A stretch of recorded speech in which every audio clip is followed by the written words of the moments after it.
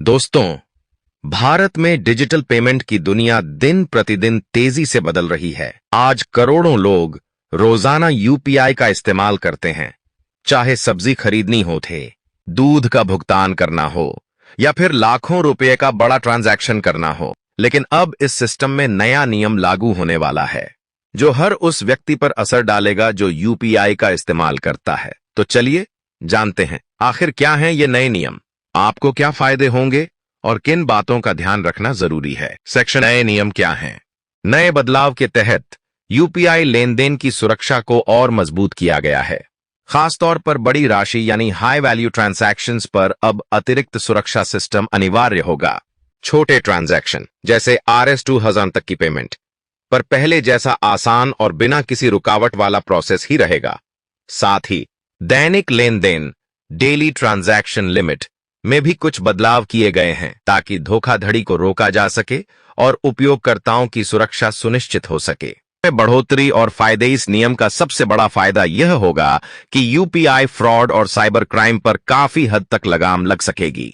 जो लोग बड़े पेमेंट करते हैं उन्हें अब पहले से ज्यादा सुरक्षा मिलेगी। छोटे छोटे पेमेंट करने वाले यूजर्स जैसे कि किराने की दुकान, सब्जी वाले या दूध वाले को पेमेंट पहले की तरह आसानी से कर पाएंगे, यानी कि आम जनता को रोजमर्रा के लेन देन में कोई दिक्कत नहीं आएगी। पीसीआई और सरकार का उद्देश्य एनपीसीआई यानी national payments corporation of India ने साफ किया है कि इन बदलावों का मकसद है यूपीआई सिस्टम को दुनिया की सबसे सुरक्षित और भरोसेमंद पेमेंट व्यवस्था बनाना, साइबर अपराधियों और धोखाधड़ी की बढ़ती घटनाओं को रोकना और सबसे बड़ी बात, लोगों के मन में डिजिटल पेमेंट को लेकर विश्वास और भरोसा बनाए रखना। और यूजर्स के लिए जरूरी सावधानियां। अब बात करते हैं कि आपको क्या क्या ध्यान रखना चाहिए। और हमेशा अपने बैंक और यूपीआई ऐप की नवीनतम अपडेटेड जानकारी पढ़ते रहें।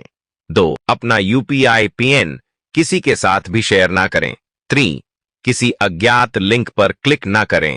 पार अगर कभी कोई संदिग्ध गतिविधि दिखे तो तुरंत अपने बैंक से संपर्क करें। याद रखिए, सुरक्षा सबसे पहले आपके अपने हाथ में है। सेक्शन 5. व्यापारी और बिजनेस पर असर।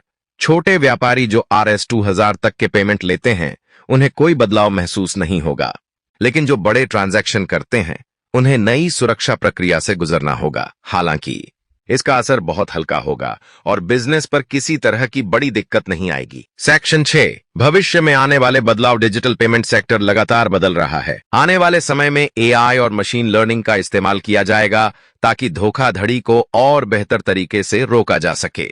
सरकार और एनपीसीआई की कोशिश है कि भारत का यूपीआई सिस्टम पूरी दुनिया में सबसे सुरक्षित और यूजर फ्रेंडली पेमेंट सिस्टम बन सके। एंडिंग तो दोस्तों, ये थे यूपीआई न्यू रूल्स से जुड़े बड़े अपडेट। अगर आप रोजाना यूपीआई का इस्तेमाल करते हैं तो आपको घबराने की जरूरत नहीं है। छोटे भुगतान वैसे ही चलते रहेंगे, लेकिन बड़े भुगतान अब और ज्यादा सुरक्षित हो जाएंगे। आपका क्या कहना है इस नए नियम के बारे में? क्या आपको लगता है इससे धोखाधड़ी कम होगी?